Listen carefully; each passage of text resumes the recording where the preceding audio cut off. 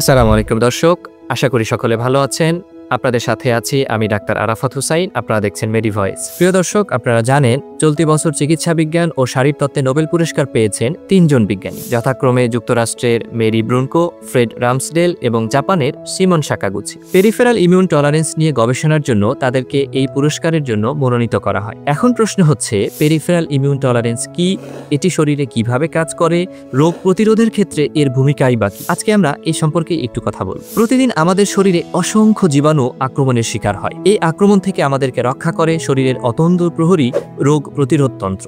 সহজভাবে বললে শরীরের নিরাপত্তা ব্যবস্থা। নানা ধরনের হাজারো জীবাণু আক্রমণ করে আমাদের, তাদের সঠিকভাবে চিনে নিজ শরীরের কোষকে আক্রমণ না করে রোগ প্রতিরোধ করে দেহের নিরাপত্তা ব্যবস্থা। একটা ছোট্ট উদাহরণ চিন্তা করা যায়। ধরুন আপনার বাড়িতে ছোট বাচ্চা আছে, আপনি তাকে শেখালেন ব্যবহৃত টিস্যু ডাস্টবিনে ফেলতে হবে। সে আপনার দেখাদেখি ব্যবহৃত টিস্যু ডাস্টবিনে ফেলছে, কিন্তু কিছুদিন পরে আপনি খেয়াল করলেন এর পাশাপাশি মোবাইল, চাবি রিং, রিমোট হাতের কাছে যা পাচ্ছে সবই সে ডাস্টবিনে গিয়ে ফেলছে। এখন এই বিড়ম্বনা থেকে রক্ষা পেতে হলে এই ছোট্ট শিশুকে বুঝাতে হবে কোনটা দরকারি এবং কোনটা দরকারি নয়, অর্থাৎ কোনটা ডাস্টবিনে ফেলতে হবে, কোনটা ফেলতে হবে না। ঠিক এই কাজটাই শরীরের ভেতরে ঘটে। শরীরের রোগ প্রতিরোধ ব্যবস্থা শরীরের কোনটা স্বাভাবিক কোষ, কোনটা স্বাভাবিক কোষ নয়, এটিকে চিনে স্বাভাবিক কোষকে আক্রমণ না করে জীবাণুকে আক্রমণ করে, অর্থাৎ আত্মঘাতী গোল করে না। প্রশ্ন হচ্ছে যে এরা কেন করে না, অথবা কিভাবে করে না, বা কিভাবে এরা শরীরের কোষকে চিনতে পারে। এখানে আসে সিমন সাকাগুচির অবদান এবং শরীরের অত্যন্ত প্রয়োজনীয় একটি কোষ, টি কোষের কথা।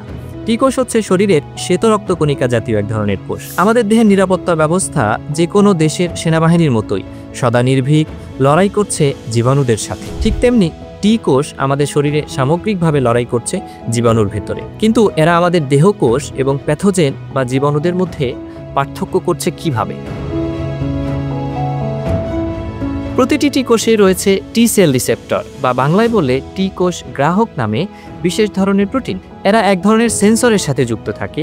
এই সেন্সরই মূলত জীবাণু শনাক্ত করার মূল কারিগর, অর্থাৎ শরীরে জীবাণু প্রবেশ করলে সেন্সরগুলো জীবাণুকে শনাক্ত করে এবং তখন এই জীবাণুগুলোকে মেরে ফেলার পুরো প্রক্রিয়াটা শুরু হয়ে যায়। 1980-র দশকে বিজ্ঞানীরা দেখতে পান টি কোষ এক ধরনের পরীক্ষার মধ্য দিয়ে যায়। পরীক্ষাটি ঘটে থাইমাস নামে নিরাপত্তা ব্যবস্থার একটি বিশেষ অঙ্গের ভেতরে। এই অঙ্গটা আমাদের বুকের ভেতরে থাকে এবং এইখানে রোগ প্রতিরোধ কোষগুলো পরিপক্কতা লাভ করে। এখানে থাইমাস সব টি কোষের সামনে আমাদের শরীরের নিজস্ব কিছু প্রোটিন দেখায়। যেসব টি কোষ এই প্রোটিনগুলোকে চিনতে পারে এবং এগুলোর সাথে যুক্ত হয়, সেগুলোকে ওইখানেই মেরে ফেলা হয়। কেননা তারা যদি বেঁচে থাকে তাহলে ভবিষ্যতে আমাদের শরীরের স্বাভাবিক কোষগুলোকে চিনবে এবং আক্রমণ করা শুরু করে দেবে। আর যেই টি কোষগুলো আমাদের প্রোটিনগুলোকে চেনে না, ওগুলোকে বেঁচে রাখা হয়, অর্থাৎ তারা যেন ভবিষ্যতে জীবাণুকে আক্রমণ করে সেই উপযোগী হয়ে যায়। এই ঘটনাটাকে বলা হচ্ছে সেন্ট্রাল ইমিউন টলারেন্স। একটা সময় পর্যন্ত বিজ্ঞানীরা মনে করতেন যে আমাদের শরীরের নিরাপত্তা ব্যবস্থা সামগ্রিকভাবে বুঝি এই সেন্ট্রাল ইমিউন টলারেন্সের মধ্যেই সীমাবদ্ধ। কিন্তু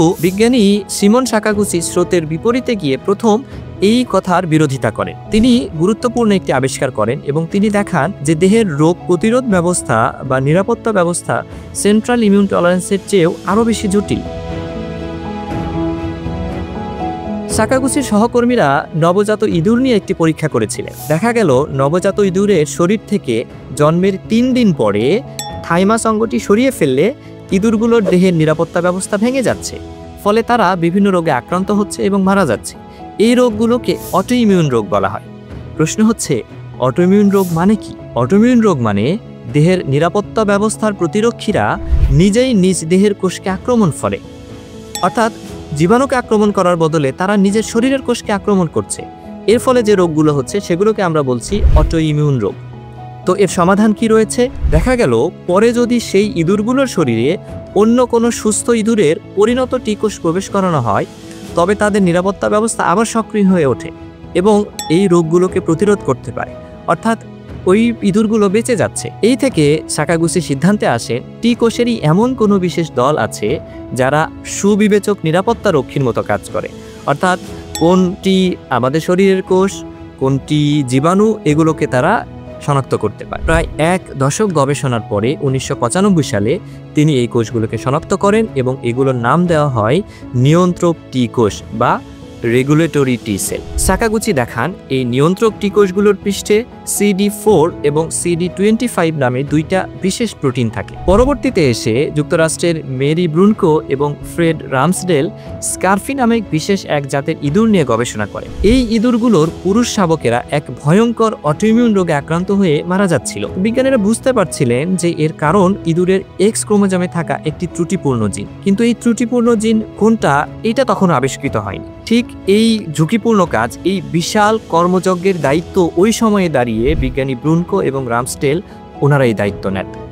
ওনারা প্রায় 17 কোটি বেস পেয়ারের মধ্যে থেকে একটা মাত্র ত্রুটিপূর্ণ জিনকে খুঁজে বের করার সিদ্ধান্ত নেন এবং বছরের পর বছর অক্লান্ত পরিশ্রম করে তারা সফল হন 2001 সালে। নিজেদের আবিষ্কৃত এই জিনের নাম দেন তারা FOXP3 জিন। তারা আরও প্রমাণ করেন মানুষের শরীরেও একই রকমের জিনে জিনগত পরিবর্তনের ফলে আইপেক্স নামে এক ধরনের বিরল অটোইমিউন রোগ দেখা যাচ্ছে। ইন্টারেস্টিং ব্যাপার হলো যে এর 2 বছর পরে 2003 সালে বিজ্ঞানী সিমন সাকাগুচি এই দুইটি আবিষ্কারের মধ্যে সম্পর্ক স্থাপন করেন, অর্থাৎ সাকাগুচির নিজের আবিষ্কার এবং ব্রুনকো এবং রামসডেলের আবিষ্কারের মধ্যে সম্পর্ক স্থাপন করেন। তিনি বলেন রামসডেল এবং ব্রুনকো যেই FOXP3 জিনের কথা বলেছেন, এই জিনটাই 1995 সালে তার চিহ্নিত কোষগুলোর বিকাশ নিয়ন্ত্রণ করে। এই জিনের ত্রুটির কারণেই অটোইমিউন রোগগুলো হচ্ছিল এবং এই পুরো ঘটনাটাকেই বলা হচ্ছে পেরিফেরাল ইমিউন টলারেন্স বা প্রান্তিক রোগ প্রতিরোধ ব্যবস্থা। নোবেল বিজয়ীদের এই গবেষণাগুলোর মধ্য দিয়ে রোগ প্রতিরোধ তন্ত্রের পেরিফেরাল ইমিউন টলারেন্স এই গবেষণার সূচনা হয়। এই গবেষণায় আমাদের চিকিৎসা বিজ্ঞানকে অনেক উঁচু স্তরে নিয়ে যায়। পরবর্তীতে ক্যান্সার সহ বেশ কিছু অটোইমিউন রোগের চিকিৎসা উন্নয়নে নতুন দিগন্ত উন্মোচন করে তাদের এই গবেষণা। আশা করা যায় এটি ভবিষ্যতে সফল অঙ্গ প্রতিস্থাপনেও সহায়ক হতে পারে। এখন কথা হচ্ছে যে অটোইমিউন ডিজিজ নিয়ে কথা হলো, আমাদের পরিচিত এমন কোনো রোগ কি আছে যেটি অটোইমিউন রোগ? আমি যদি আপনাকে প্রশ্ন করি দর্শক, আপনার আশেপাশের লোকদের মধ্য থেকে আপনি একটা রোগের কথা বলেন যেটা অধিকাংশ মানুষের রয়েছে, আপনি হয়তো চিন্তাভাবনা ছাড়াই বলবেন ডায়াবেটিস। আপনি একদম ঠিক বলেছেন।